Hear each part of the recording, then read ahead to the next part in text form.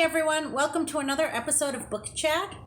As I'm recording this, the snow is flying outside, which means I'm cutting it a little close to my deadline, but I pushed it off on purpose because I had a book that I was in the middle of that I really wanted to include on this Book Chat, and so I pushed it off as far as I could so I could finish the book and do a little bit of a review on it.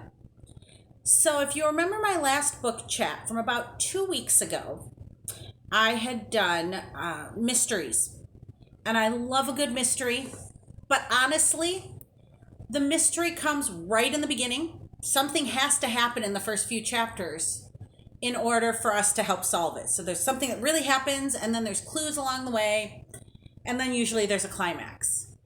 The books I'm going to talk about today don't quite follow that analogy. These books are under a genre I'd call magical realism, meaning that they take place for the most part in a normal world. However, there are magical elements that occur in them, but it's not really the focus of the story. It's part of the story, but it's not all taking place in a magical world with magical powers, and a lot of them about the growth of the characters. In fact, I would actually say that rather than getting all of your action at first, and then some clues, and then some more action, these build more in layers. It actually reminds me of making baklava. When you use the phyllo dough, you actually layer approximately, I think my recipe calls for 15 layers of phyllo dough. A very, very thin layer of dough, followed by some butter, followed by another thin layer of dough. As you complete this, then you end up with a wonderful dessert. But it's a very, very layering process, and they're very thin layers. It may take a long time to get there, but they are fabulous when it's finished. And that's the way I felt about these books. And actually, the baklava analogy came to me because I was thinking about honey. The first book that I'm going to recommend is called The Starless Sea by Erin Morgenstern. And I know I mentioned honey. Give me a second and I'll get to that. But if the name Erin Morgenstern sounds familiar, that's because her first novel, The Night Circus, was released about 10 years ago. I haven't read it. It sounds wonderful. I may have to read it now that I've read this one. And I did flip through The Night Circus. If you have read it, it's written in the same style, which means it jumps between viewpoints every few pages. Some of the chapters, the longer ones, might be 7 pages long. Some chapters are a single page. And as this goes, it builds and it uses everybody's viewpoints. And this book is about a gentleman named Zachary Ezra Rollins. He finds a book. In this book, he finds a story about something that happened to him in his childhood.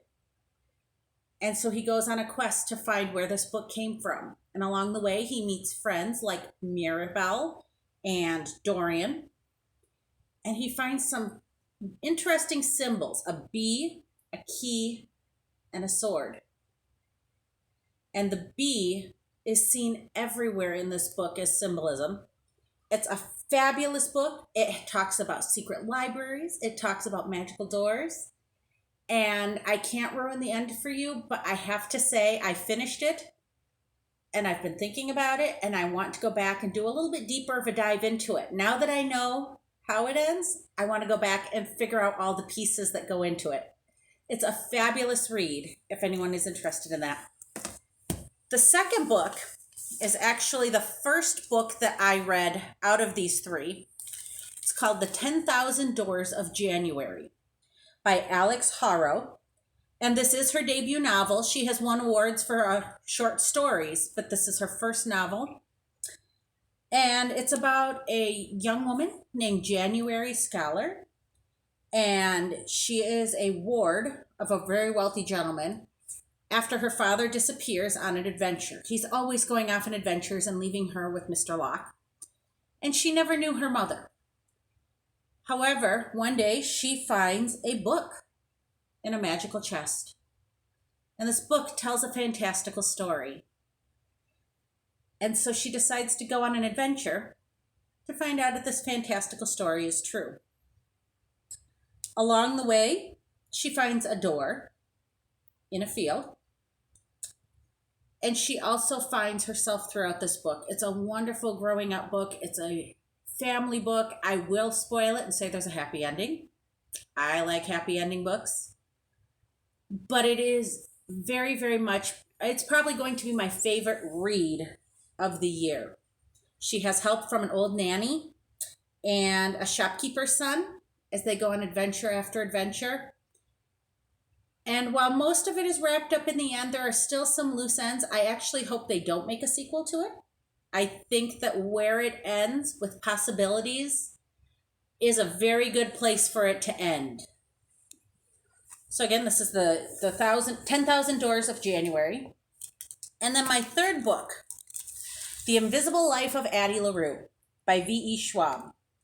V.E. Schwab is the author of several series. I believe all of them are young adult. And this is a book, I listened to an interview with her. She said that it took her 10 years to write. She had the idea. She kept putting it aside. She said she'd pull it out every year and see if now was the time to write it. And finally, the past year or 2 years was the years to write them.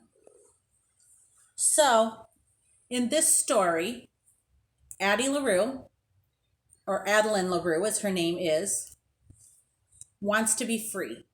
She does not want to follow in the footsteps of many of the women in her family. And so she makes a deal with a shadowy figure for her soul. She will be free, and the deal is that as soon as she is tired of living life, she will give them her soul. And so this becomes a battle of wits between her and the shadow as to when she will actually tire of living her life. And I will give you a hint, this book takes place 300 years from the original deal, which is a wonderful, wonderful story to read because it gives you a lot of hope. It tells you a lot of what Addie finds in every day-to-day pleasure that keeps her living, that doesn't want her to give up. She hasn't seen everything or done everything yet. But this book is a great way of showing how the choices you make can affect your future, however long or short it is, because there are other characters that are mentioned who make deals with this shadow person as well. Some of their lives are longer than others. They are minor characters, but Addie is a phenomenal character and she's very persevering. One thing about all three of these books, some of you that know me may be surprised by this, but they are all books that have received a lot of acclaim. Usually if they receive a lot of acclaim, for some reason, I tend to not read them right away. I'm almost ashamed to admit I have not read Where the Crawdads Sing, The Help. I'm sure there are many, many other books that have received great reviews, and I just tend to wait until a lot of the hype is over with before I pick them up. But all three of these are fabulous books, and they were all released within the last 2 years.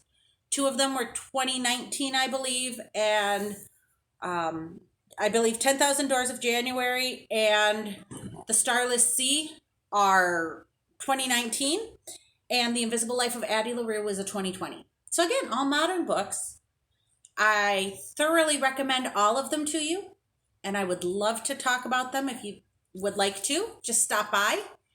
And just for future reference, we are down to the final 4 of our candy countdown. What is Lonsdale's favorite candy? So please log on to our website or stop into the library and vote for what you think Lonsdale's favorite candy is. And as always, I hope you have a wonderful week, and I will see you in a few weeks.